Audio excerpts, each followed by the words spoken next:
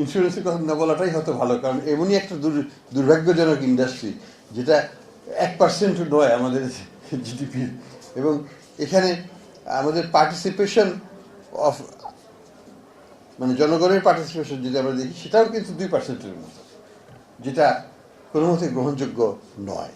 তো যাই হোক, ইন্স্যুরেন্স পৃথিবীর সব দেশে চতুর্থ স্থানে, আমরাও চতুর্থ স্থানে আছি, কিন্তু চতুর্থ স্থানে থাকা মানে এই না যে এত ক্ষুদ্র আকারের এবং এত অবহেলিত এবং এতখানি আমি বলবো যে এটা এটা এটা টোটালি অবহেলিত নয়, এটা এখানে সম্পদের অপচয় হয়েছে এবং যে সুরক্ষা যেটা দেওয়ার কথা ইন্স্যুরেন্স ইন্ডাস্ট্রি সেটা দিতে ব্যর্থ হয়েছে এটা।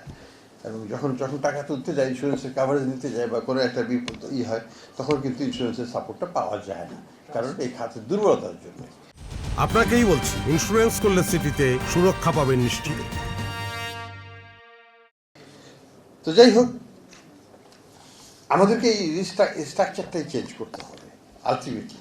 That should be hour long term goal.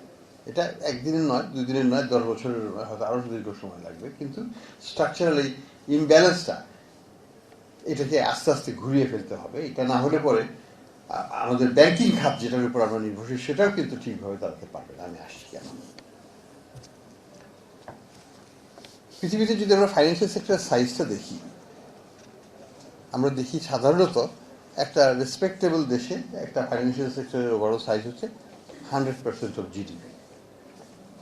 এটা চোখ বন্ধ করে হয়ে যায়। ভারতেও এটা প্রায় 100-র কাছাকাছি, 95-97 বা হয়তো 100 হয়ে গেছে তাই না। চীনে এটা 200%-এর উপর, ইস্ট এশিয়ান সব দেশে এটা 100%-এর উপর। আমাদের হচ্ছে এটা 62 পর্যন্ত উঠেছিল, কিন্তু আর্থিক খাতের যে দুর্বৃত্তায়ন এবং যে অব্যবস্থাপনা, এটার কারণে এটা এখন 50-এর নিচে চলে এসেছে। অর্থাৎ আমরা এটাকে মেজার করি M2 ওভার জিডিপি দিয়ে, যে depth of the financial sector কতখানি, সেখানে আমরা গত 10 বছরে আগাই নেই, আমরা কিন্তু পিছিয়ে গেছি। And that's a very sad condition. কারণ আমাদের লক্ষ্য ছিল আমরা 62 থেকে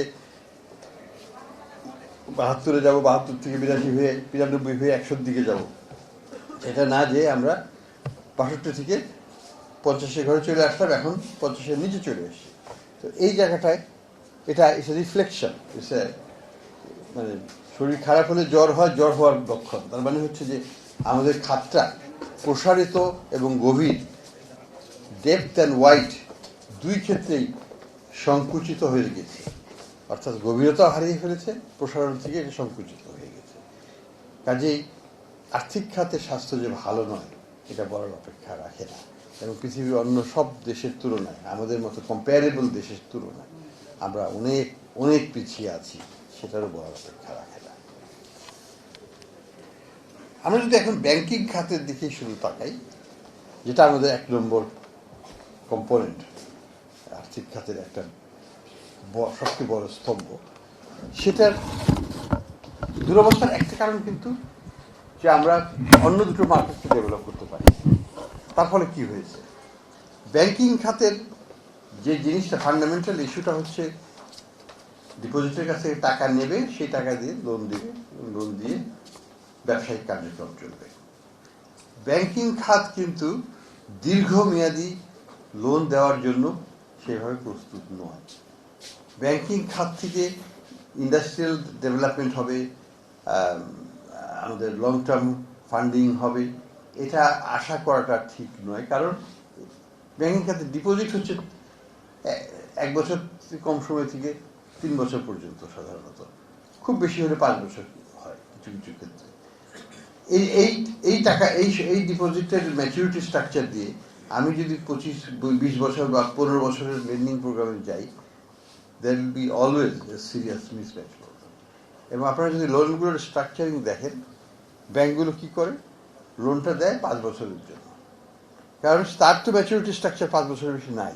সে 5 বছরের মধ্যে কি করে আপনার 15 বছরের লোন শোধ করবেন, 20 বছরের একটা লোন শোধ করবেন? একটা বড় প্রজেক্টের লোন তো সেভাবে সম্ভব না।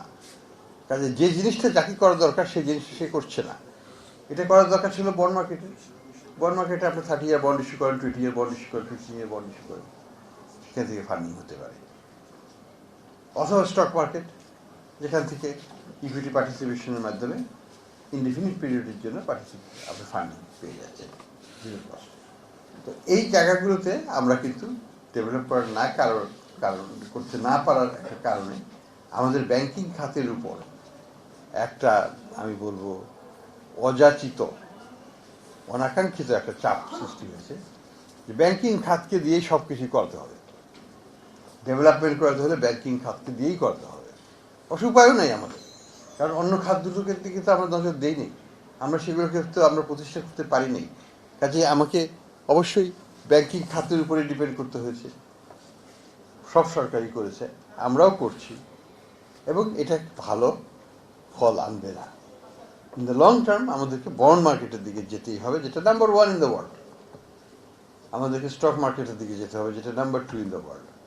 তাহলে দেখবেন যে ফাইন্যান্সিং সোর্স, যেটা লং টার্ম ফাইন্যান্সিং যেটা লাগে, যেটা আমাদের উন্নয়ন কার্যক্রমে, আমাদের ডেভেলপমেন্ট কার্যক্রমে, সরকারি ডেভেলপমেন্টই হোক বা বেসরকারি ইনভেস্টমেন্ট হোক, সেই কার্যক্রমে একটা বড় ভূমিকা রাখতে পারবে।